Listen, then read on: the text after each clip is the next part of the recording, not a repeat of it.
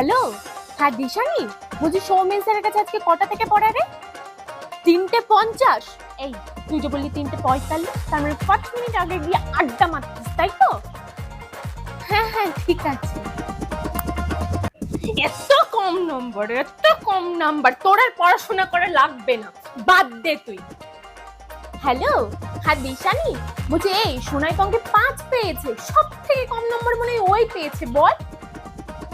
ও, তুইও এরকমই নাম্বার পেয়েছিস? তা তোদের আর কি দোষ বল, যা হুড়োহুড়ি করে সিলেবাসটা শেষ করবে, সব তো তোদের মাথার উপর দিয়ে যাওয়ার কথা, রেজাল্ট তো খারাপ এমনিই হবে।